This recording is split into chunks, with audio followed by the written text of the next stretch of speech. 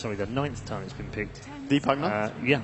That's majorly C9's picks. Yeah, exactly, and pretty much all of this. I've seen them plenty of times in the group stage run this, so they are not strangers to this. It's just the others have not really caught on to the C9 meta. I think for now with Cloud9's draft, if they don't have a significant advantage at like minute 15 or so, they're going to have a really tough time defending against VG Gaming, because VG Gaming's lineup looks really scary in terms of teamfight if they get their core items going. Also, they would love to have the Anti-Mage in this game if it was ever available to them, so very nice by VG that they banned that out. It would have been so strong against VG's lineup. And Cloud9 just looks like they want to force down towers really early with the early mech on Shadow Fiend and just push. Again, they have no catch. So if they played a split push game versus VG, they're going to lose out because VG can be far more aggressive. Like even Darkseer can just surge or TP away and feel completely safe. So how about still Beastmaster for Cloud9? I think the Beastmaster could maybe work, but Fada loves to play Shadow Fiend. I honestly think they're going to go for Eternal Envy on Razor, and that's going to be their lineup.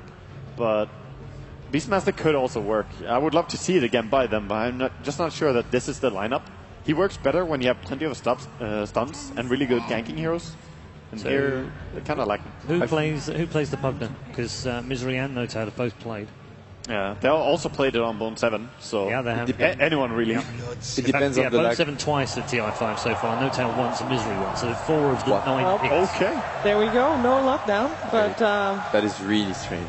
That's such a strange lineup, and it's such a bad lineup in a way, because you don't have any way of catching people.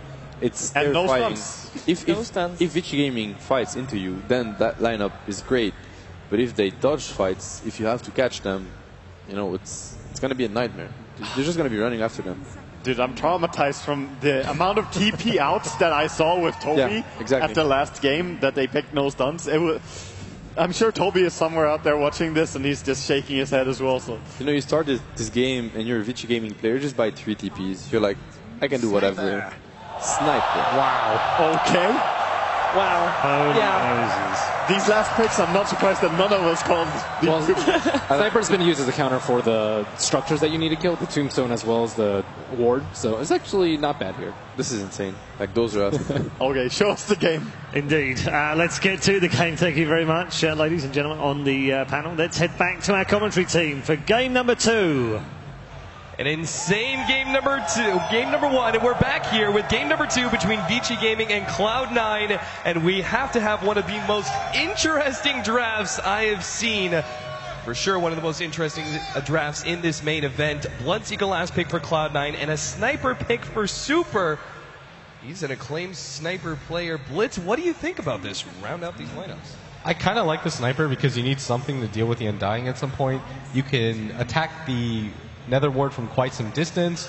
Your laning phase against the Shadow Fiend is pretty strong if you play it correctly, but it is a little bit troublesome because, I mean, the Queen of Pain and the Bloodseeker close distance on you so quickly, but, I mean, if this is a pocket strat from both teams, VG Gaming, they know they're one game away from eliminating Cloud9, and Cloud9 back to their wall, decide to go for that Undying Pugna that Fluff and Stuff was talking about. And you know, I was looking at it, and I really agreed with what the analyst was talking about in that Cloud9 have this really great draft if you fight into them, but VG Gaming may just try and go for split push. So I was thinking about what sort of mids were left, and I thought, okay, maybe, you know, I didn't see Templar Assassin ban. I was like, maybe, you know, go for a Templar Assassin. I'm not sure how well that laning phase would work out if you were facing the Queen of Pain, but most likely you're facing the SF. Heavy amount of split push with Desolator. It seemed like the right idea, but this sniper, similar vein of thought in that you can do a little bit of split pushing, and as they said, incredibly good, particularly in dealing with the Pugna Ward, being able to eliminate that with your high amount of range. The question is sniper still in the meta? I think there's a reason why it's not. It's still hard to protect him. It's such a risky strategy, but VG Gaming clearly have an idea around it. They've got the Earthshaker, you've got the Cold Embrace from the Winter Wyvern as well that can back him up. That's probably what you're relying on, but his laning phase is going to determine a lot. Like, he actually has to do incredibly well against Fada to be able to live throughout this game, but we're just going to see is Cloud9 versus VG Gaming, potentially the last game of the day. I'm really hoping for a third one. All right, so starting things off here, the battle room going to go the way of, let's see, Fada's got his, and Super will actually be able to snag at the top one there. We had just a small little skirmish there inside of the Radiant Jungle, but Vici Gaming very clearly did not want to be fighting into an Undying. Fenrir, as our Earthshaker, is actually going to be sitting a little bit on this middle lane, really to be expected. You don't want to be leaving too many gaps for your sniper to get ganked up, and I'm just not sure they're going to be able to win this bottom lane. The Undying Queen of Pain, as the analyst Des actually said, this is probably one of the most fearsome dual lanes you could possibly have. The constant harassment between both Decay and Shadow Strike. Now, they're going to be slowed down a bit here. Oh, they know that Envy used Shadow Strike. He doesn't have to blink away. They're going to go straight for Eternal Envy, and he is stuck up against that Fissure. How gets the first blood, and now trying to get away from Big Daddy. No tail, help motioning up. 2 seconds. And he has the Decay up, but it's not going to be enough. He just turns around, throws it on Fenrir, but Hal survives. And that dual lane, as I'm hyping it up as being so terribly aggressive and very tough to deal with, Vici Gaming still find the opening at level 1 against the Shadow Strike first Queen of Pain. And once again, Ice is given a pretty advantageous lane. He's the Darkseer against the Bloodseeker one-on-one. But Bone 7, he's just going to right-click him out, and this is the strength of the Bloodseeker. He doesn't really care about the level 1, level 2 Ion Shell, because he can just stand his ground, fight. The Pugna isn't really going to help him out too much in the lane, just because it's a Pugna. Right. The reason you pick it isn't for the lane dominance that it gives you, it's for the safe push that you can get out of it and that nether ward in the mid game. But so this top lane is going to be pretty neutral. It's this bottom lane and this mid lane that I'm worried about right now, because Super is doing a really good job of denying out Fada.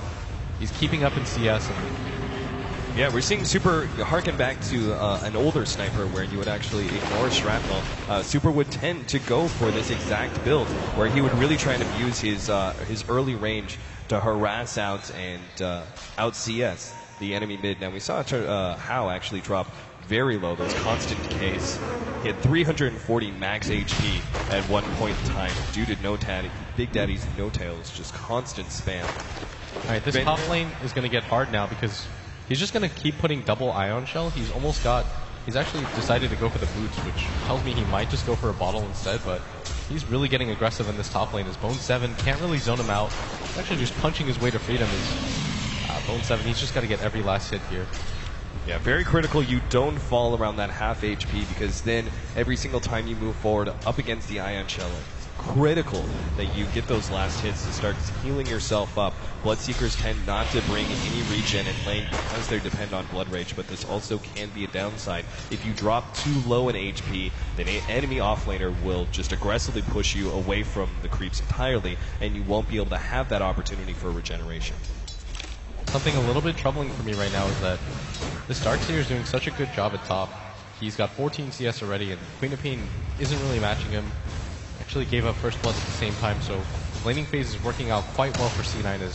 There's actually one stack for the Shadow Fiend to fall back upon, but that's not really going to make up for the CS difference right now. Right. Super's finally got 2 levels of the Shrapnel now, and he wants to get aggressive. Do you think that should be Misery's full-time job at this point? Just constantly stacking up? Because it seems clear he's not going to have that much of an effect. In mid lane, Fada, he might be going down. The Fissure to fly. Yeah, Fenrir's holding on to it in the last second. Will throw it out now. Beautiful block. And Super easily going to be able to pick up that kill thanks to his buddy, the Earthshaker. Nice rotation into lane, and Vici Gaming now stretch that lead 2-0. We always talk about FY, but we don't talk about the other half of the support duo. FY and Fenrir, one of the most revered combos.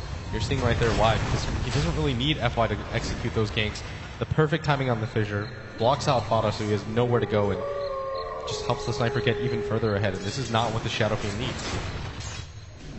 Super 22 and 10. I love the high number of denies he's got, particularly against an SF who's so dependent on getting CS in order to raise his damage through souls. Ice is actually looking for the stacks now, and he actually wants to be able to take this one away. Perhaps this is the big downside. Vici Gaming very smartly, even if Misery is going to be full-time stacking, he's not going to have the opportunity to clear through that. Now, Fada, of course, they've got that snipe dropping low enough with the snipe coming in. They get the kill. Oh, beautiful opportunity. And now if they take away the stack as well, what does Fada have to fall back on? I mean, we always talk about, SFs, they always have a way back into the game, even if the lane is very hard for them. They always have those stacks. They're going to be able to get the kill on No Tail, picking that one up, but need a little bit more. Fenrir strikes him with the Enchant Totem, and now Eternal Envy will finish off the kill on the support. He needs to blink away. At the same time, we did have some action farther up. Oh, they actually going to be able to get the kill still on Hao Undying. picks it up there with the tombstone, and FY He has to vision run of himself away. He still has the cold embrace to heal himself up, but Eternal Envy has the damage. He just needs 2 more right clicks. The one actually keeps FY alive, and he finally does go down. Eternal Envy gets him thanks to the Bloodseeker's vision. And that bottom lane is going to be the saving grace for them right now as Fada. Even his stack right there was kind of ruined. I don't think he anticipated that snipe coming in. It's been such a long time since anybody's played against a sniper that you probably just don't think about it. It's like, okay, a Darkseer's running at me. What is this actually going to lead to? I can just run away, but Super and Ice connect to get a kill on the solo mid hero.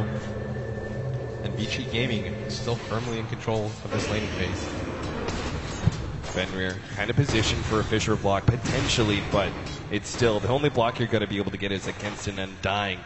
Don't really want to be fighting into that, particularly since No Tail is constantly spamming out that decay. Always making sure he has those stacks. Fissure block, making sure Eternal Envy can't actually get to that rune unless he wants to blink for it.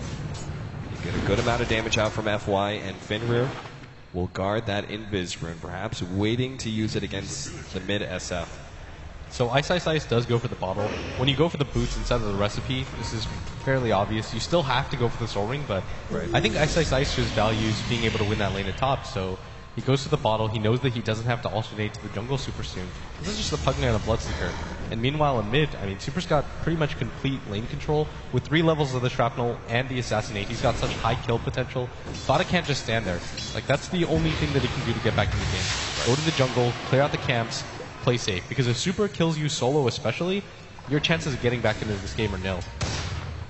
Bone 7, he now has his Rupture, so Ice is going to have to be a little careful of that, but of course, he already has his TP scroll, and Misery doesn't actually have a disable to stop Ice from just TPing away if the Rupture is ever used, so Ice will just continue to spam out Ion Shell after Ion Shell, and Bone 7 is actually having to sit back. They're going to go for the gank in bottom lane, actually. The Tombstone's already been laid out. They're chasing, but Vici Gamer going to be able to get back. Oh, Ice. He stopped the TP with the level 1 vacuum. He's chasing for this too. But TP comes in. Bone 7 will be fine. Still, Vici Gaming, I mean, forcing this movement around from Cloud9, just continuing to show such dominance in the laning phase here. Everywhere you look, it seems like they're winning every single lane. The bottom lane, of course, just being a little bit more troublesome than most, but well worth it as their 2 solos are easily established. Oh, Ice. He's going to walk into the jungle. Once again, Blood Rage just popped at the same time. He's taking so much damage with this. He needs a little bit more, but the silence is there just in time to stop Ice.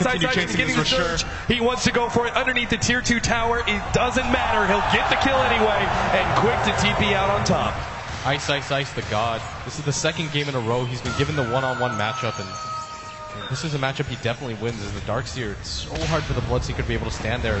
Careful there, Misery. This is Super. His right clicks, just 2 shots and an Assassinate to finish him off. Decrepify will not save you there, my friend. And right now, C9 are going for this gank at bottom. There is a smoke on their SF, but they're going to get this stacked camp, but I don't quite know if this is enough for them. It's a 2-stack. It doesn't make up for what Ice took earlier. Yeah, Vici Gaming right now, what they're doing is so smart. They're just slowing the bleeding at this bottom lane. They're saying, okay, we're not going to give them any opportunity to get back in this bottom lane, so let's just wait it out, see what happens. The rest of our lanes are doing so well. Somebody has to constantly deal with Ice at top, and he always has a TP, so this Bloodseeker on his own can't really pressure him, and he's just going to keep doing the double Ion Shell stack. Queen of Pain, level 6 here, Vici Gaming. They're actually trying to chase him out of their jungle. Note the very aggressive wards being placed by Cloud9. One inside the jungle, and the other one actually looking towards the hard camp. Eternal Envy turns on the ultimate with the Tombstone on top. Fenrir turns around and gets off the Fissure, but he knows he's done for. FY is just going to TP out, limiting the kills to just 1 for Cloud9. And he, on a killing